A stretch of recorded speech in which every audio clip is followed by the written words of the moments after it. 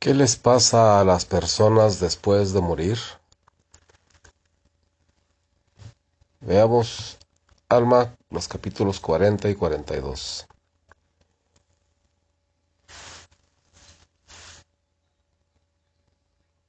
Se centra en los consejos de Alma a su hijo descarriado, Coriantón, quien se preguntaba algo parecido.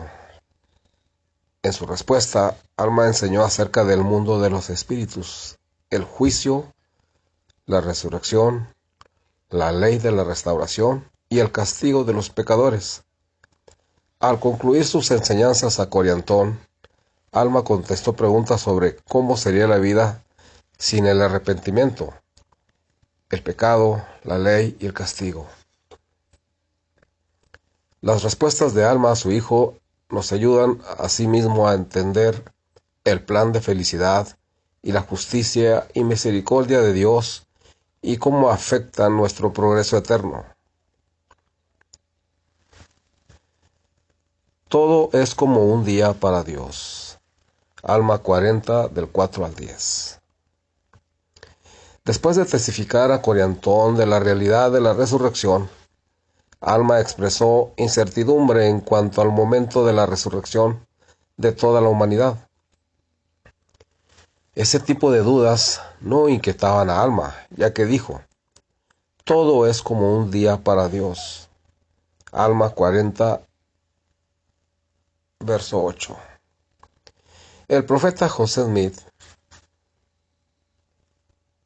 1805 a 1844, reveló que para Dios se manifiestan todas las cosas para su gloria, pasadas, presentes y futuras,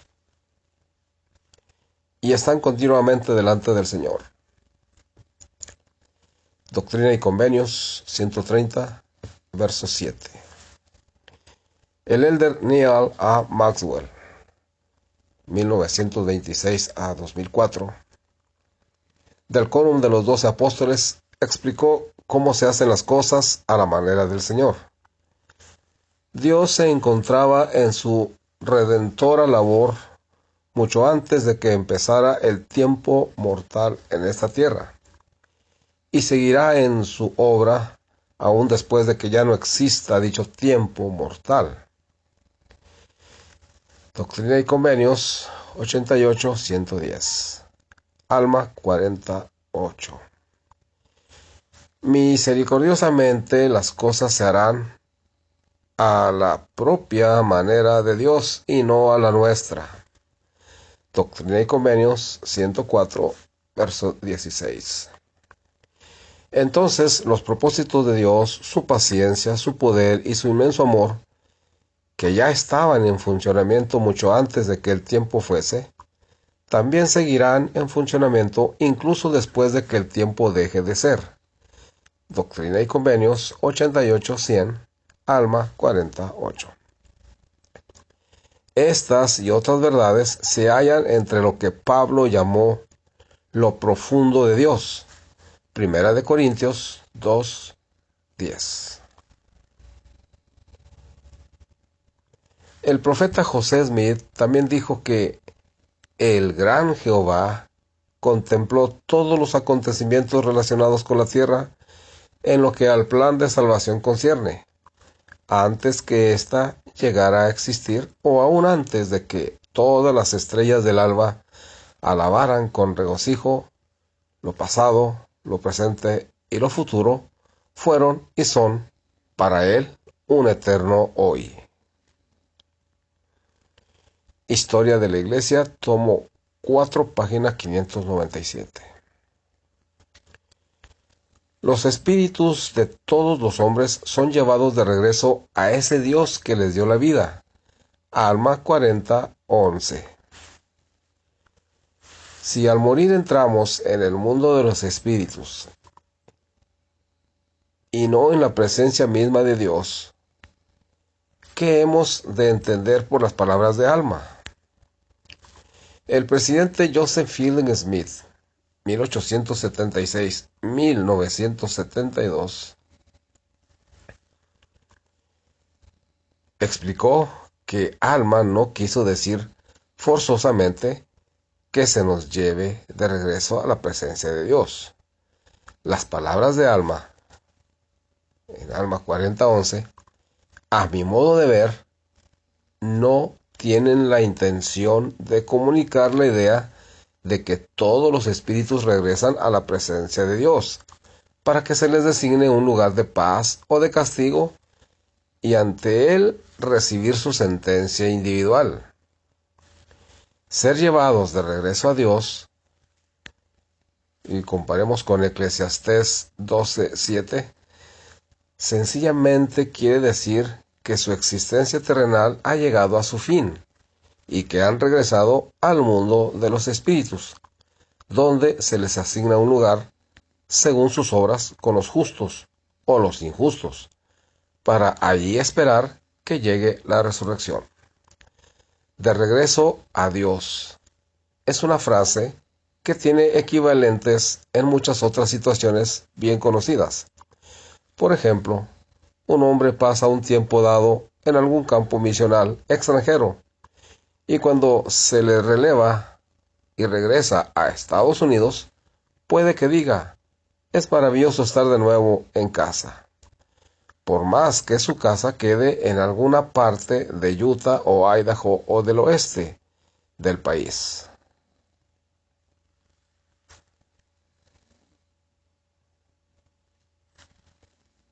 Joseph Fielding Smith, hijo, 5 tomos, 1957-1966, tomo 2, página 85. Preguntas y respuestas del Evangelio. El presidente George Q. Cannon, 1827-1901, de la primera presidencia, explicó que Alma no tiene la intención de comunicar la idea de que ellos son llevados de inmediato a la presencia misma de Dios. Él evidentemente emplea esa expresión en sentido restringido. Evangelio verdadero. Discursos y escritos del presidente George Q. Cannon. Selecciones por Gerald L. Nyquist, 1987, página 58. El estado del alma entre la muerte y la resurrección. Alma 40, del 11 al 15. La siguiente aclaración nos ayuda a entender la condición de los seres espirituales después de la muerte y antes de su resurrección. Cuando el cuerpo físico muere, el espíritu continúa viviendo. En el mundo de los espíritus de los justos serán recibidos en un estado de felicidad que se llama paraíso, un estado de descanso, un estado de paz, donde descansarán de todas sus aflicciones y de todo cuidado y pena. Alma 40, versículo 12. Un lugar llamado prisión espiritual se reserva para los que han muerto en sus pecados, sin el conocimiento de la verdad o en transgresión por haber rechazado a los profetas. Doctrina y Convenios 138-32. A los espíritus que están encarcelados se les enseña la fe en Dios, el arrepentimiento del pecado, el bautismo vicario para la remisión de los pecados, el don del Espíritu Santo por la imposición de manos y todos los demás principios del Evangelio que les es menester conocer. Doctrina y Convenios 138, del 33 y al 34. Si aceptan los principios del Evangelio, se arrepienten de sus pecados y aceptan las ordenanzas realizadas por ellos en el templo, estos serán recibidos en el paraíso. Leales a la fe, una referencia del Evangelio, 2004, páginas 122 y 123. El presidente Brigham Young, 1801 a 1877, nos ayudó a entender mejor la diferencia entre el lugar donde se encuentra el mundo de los espíritus y la morada de Dios. Cuando dejen ustedes aquí este tabernáculo de barro, ¿a dónde irán? al mundo de los espíritus. ¿Irán al seno de Abraham? No, a ningún lugar siquiera cerca de allí, sino al mundo de los espíritus. ¿Dónde está el mundo de los espíritus? Está aquí mismo. ¿Estarán en el mismo lugar los espíritus buenos y los malos? Sí, así es. ¿Moran en un mismo reino? Sí, así es. ¿Van al sol? No. ¿Van más allá de los límites de la tierra organizada? No. Vienen a esta tierra. Discursos de Brigham Young, seleccionados por John A. Whitsoe, 1954, página 376. La primera resurrección. Alma 40, del 16 al 22. Alma hablaba de la primera resurrección en relación con el tiempo de la tierra.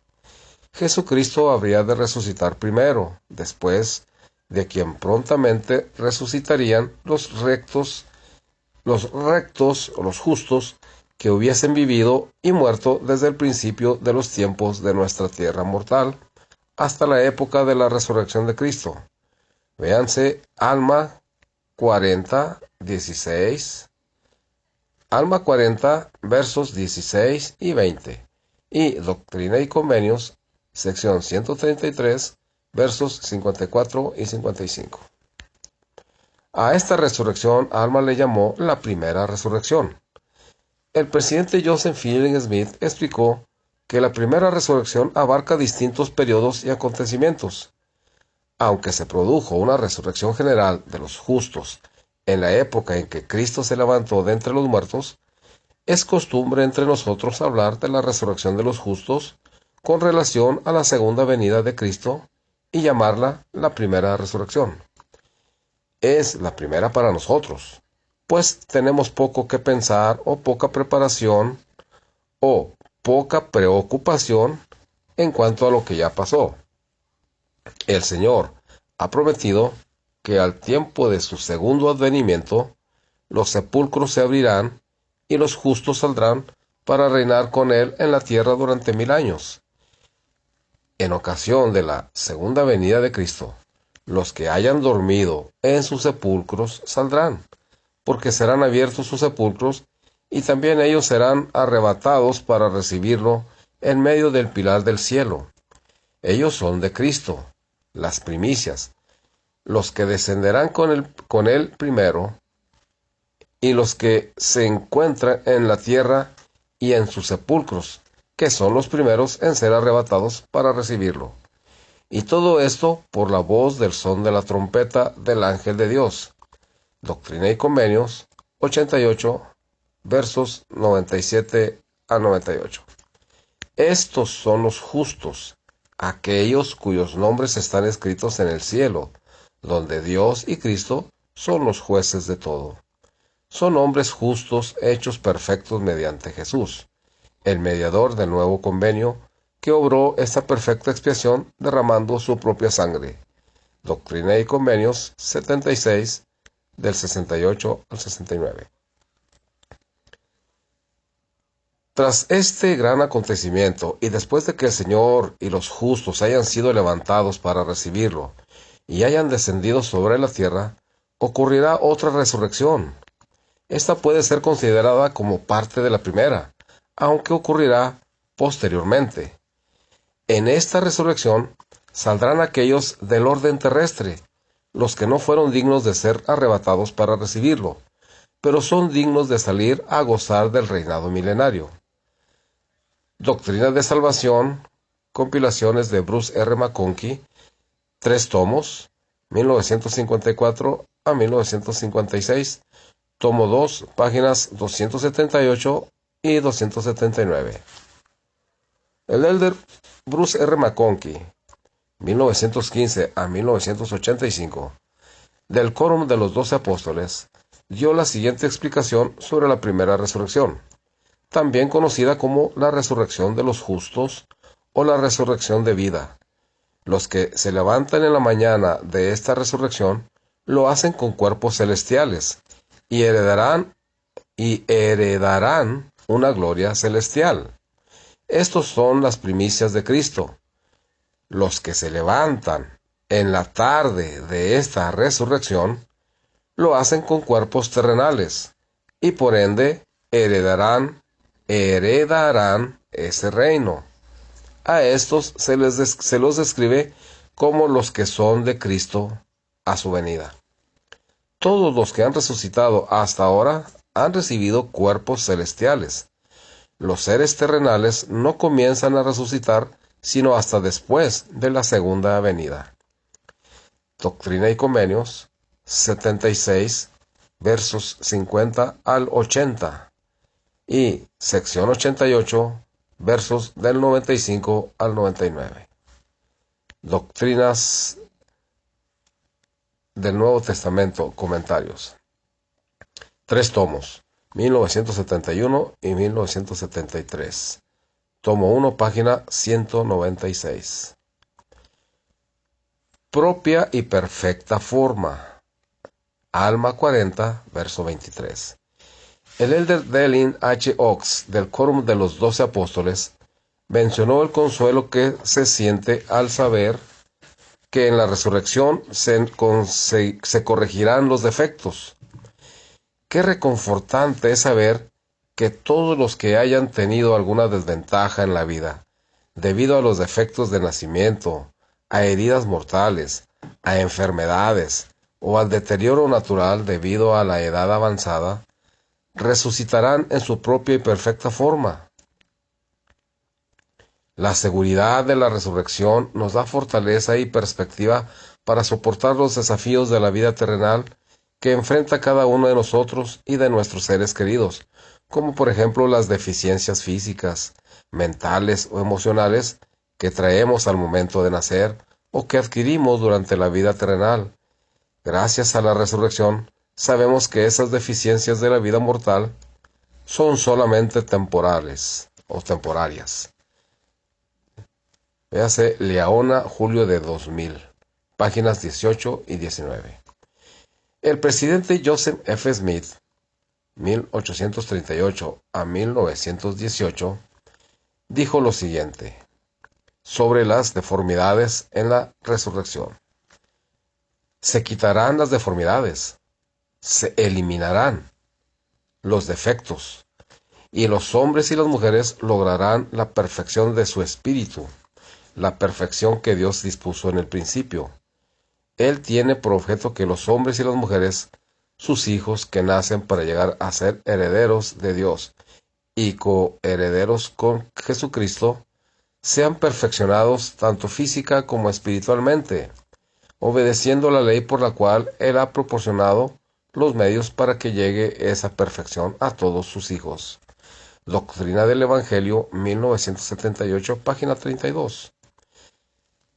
Una terrible muerte sobreviene a los inicuos. Alma 40, 26. La siguiente declaración nos ayuda a comprender a qué se refiere la terrible muerte. Las Escrituras a veces hablan de la salvación, de la segunda muerte, que es la muerte espiritual final, o sea, el quedar separados de la rectitud y privados de un lugar en uno de los reinos de gloria. Alma 12, verso 32. Doctrina y Convenios, sección 88, verso 24. Esa segunda muerte no ocurre sino hasta el juicio final, y la recibirán muy pocos. Doctrina y Convenios 76, 31 al 37. Casi todas las personas que han vivido en la tierra tienen asegurada la salvación de la segunda muerte.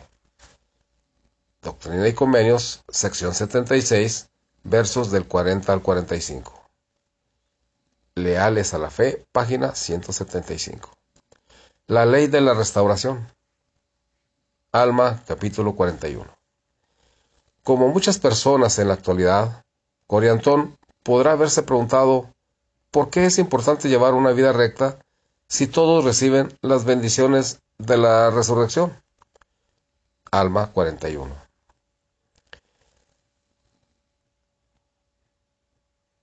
Alma 41 trata esas inquietudes. Para los hijos del Padre Celestial, el resultado de la ley de la restauración depende de su fidelidad en guardar sus mandamientos. Y por ello, Alma explicó a Coriantón que uno no puede ser restaurado del pecado a la felicidad. Alma 41, verso 10. Esto es parecido a la ley de la cosecha. Lo que sembremos, eso segaremos. Gálatas capítulo 6, verso 7, Doctrina y Convenios, sección 130, versos del 20 al 21. Alma instó a su hijo a hacer lo bueno sin cesar, a fin de que se te recompense de nuevo con lo bueno, porque lo que de ti salga volverá otra vez a ti, y te será restituido. Alma 41, del 14 al 15.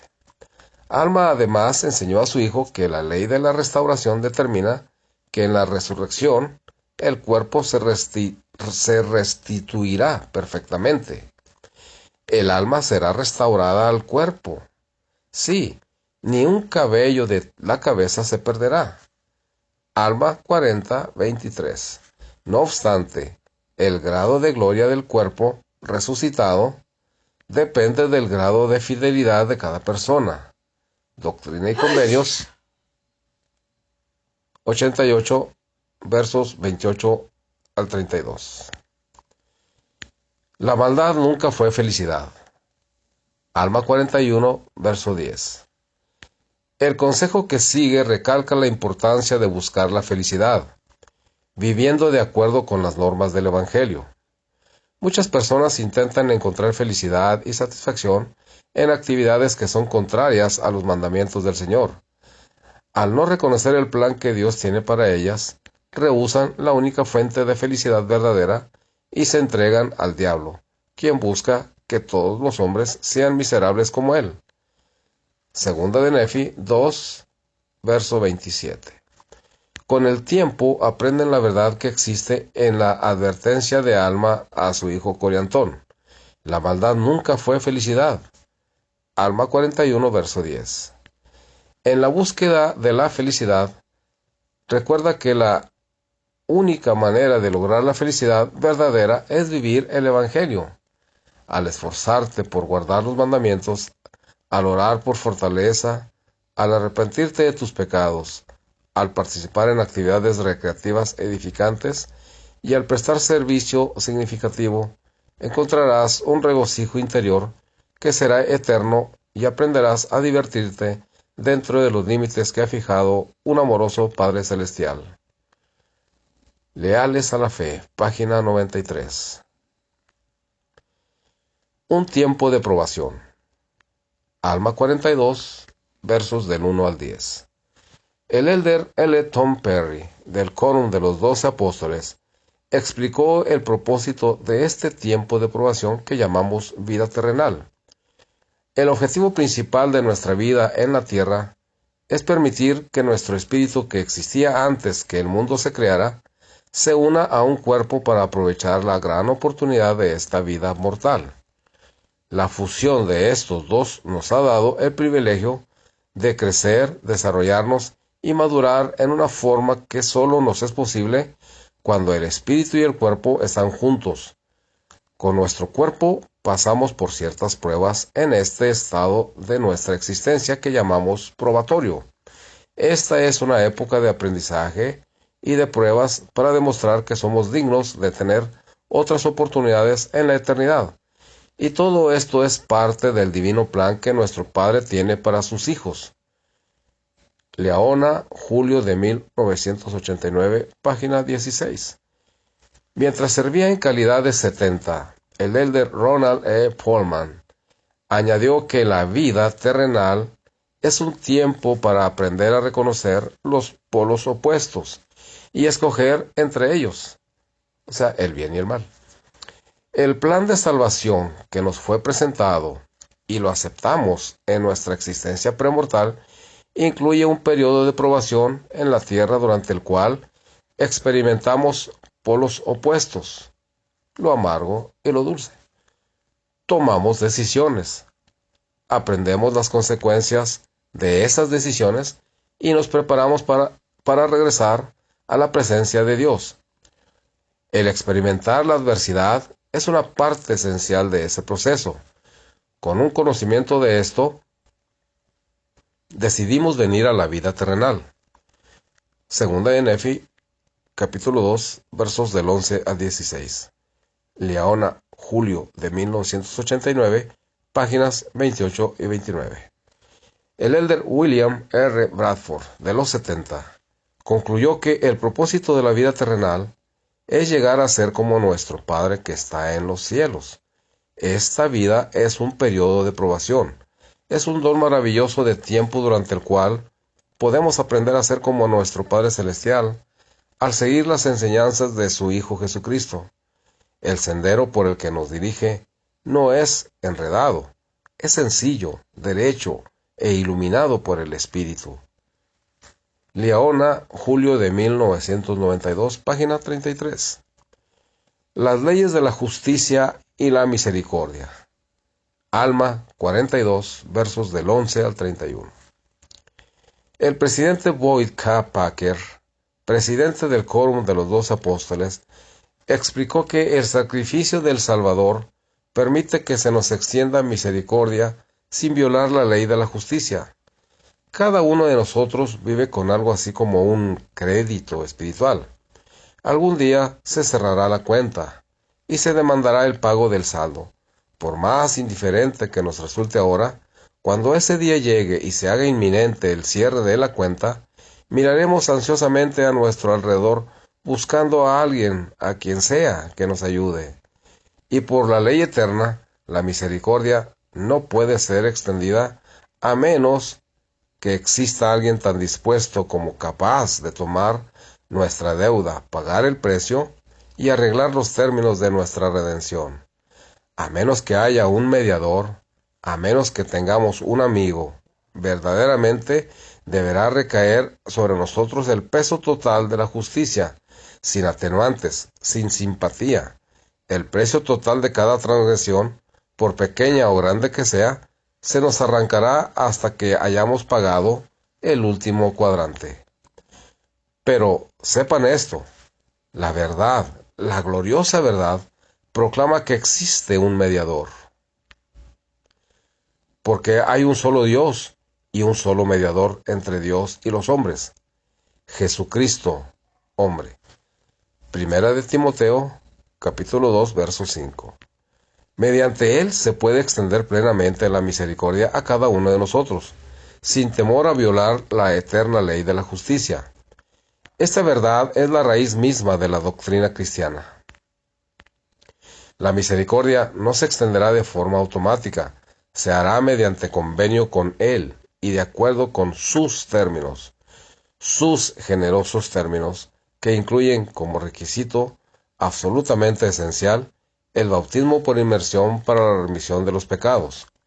Toda la humanidad puede ser protegida por la ley de la justicia y a cada uno de nosotros, de forma individual, se le puede extender la bendición redentora y sanadora de la misericordia. Liaona, octubre de 1977, página 43. El elder Neal A. Maxwell compartió la siguiente idea. La justicia y la misericordia de Dios demostrarán ser tan perfectas que en el juicio final no habrá queja alguna, ni siquiera de aquellos que antes hayan dudado de lo que Dios les había concedido en la vida mortal. Segunda de Nefi 9, versos del 14 al 15. Alma 5, versos del 15 al 19. Y capítulo 12, versos del 3 al 14. Capítulo 42, versos del 23 al 26 y el 30. Liaona, julio de 2000, página 89. Remordimiento de conciencia. Alma 42, versos del 18 al 30. El presidente Boyd K. Packer explicó que el remordimiento de conciencia puede ser valioso. Mi intención hoy es aliviar el dolor de aquellos que sufren del desagradable sentimiento de culpabilidad. Me siento como el médico que comienza su tratamiento diciendo, bueno, quizás esto habrá de dolerle un poquito. Cada uno de nosotros ha experimentado al menos un malestar de conciencia después de cometer errores. Juan dijo, si decidimos que no tenemos pecado, nos engañamos a nosotros mismos, y la verdad no está en nosotros. Primera de Juan 1:8. 1:8. Y luego le expresó con mayor firmeza.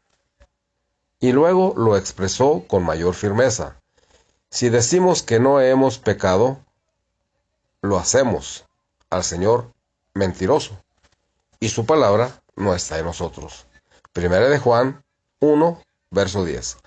A veces todos nosotros, y muchas veces algunos de nosotros, sufrimos el remordimiento de conciencia a raíz de haber hecho algo,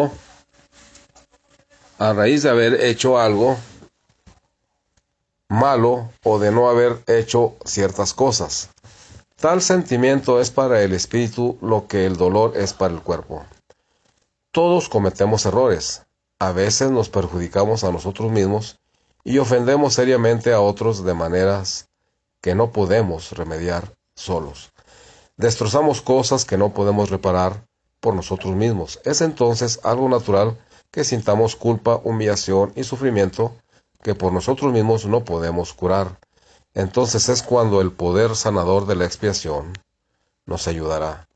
El Señor dijo, he aquí yo, Dios, he padecido estas cosas por todos, para que no padezcan si se arrepienten. Doctrina y Convenios, sección 19, verso 16. Liaona, julio de 2001, páginas 25 al 27. El presidente Spencer W. Kimball, 1895 a 1985, habló sobre lo valioso que es tener la conciencia sensible.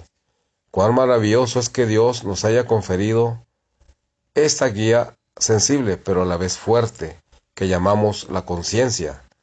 Alguien ha expresado aptamente que la conciencia es una chispa celestial que Dios ha colocado en cada individuo con objeto de salvar su alma. Ciertamente es el instrumento que despierta el alma para que esté consciente del pecado, que impulsa a la persona a decidirse a hacer un ajuste, a declararse a sí misma culpable de la transgresión sin atenuar o reducir el error, a estar dispuesta a encarar los hechos, a enfrentarse al problema y pagar los castigos necesarios. Y hasta que la persona tome esta determinación mental, no ha empezado a arrepentirse. Sentir pesar es una aproximación. Abandonar el error es un principio, pero hasta que la conciencia del individuo se haya agitado lo suficiente para impulsarlo a actuar en el asunto, mientras haya excusas y pretextos, uno difícilmente ha dado los primeros pasos hacia el perdón. Esto es lo que Alma dio a entender cuando declaró a su hijo Coriantón que nadie se salva sino los que verdaderamente se arrepienten. Alma 42, verso 24. El milagro del perdón, 1977, página 152. La expiación lleva a efecto la resurrección. Alma 42, verso 23. El presidente Gordon B. Hinckley, 1910 a 2008, testificó del esplendor del sacrificio expiatorio que hizo posible la resurrección. La sublime expresión de su amor llegó con su muerte, en que dio su vida como sacrificio por todos los hombres.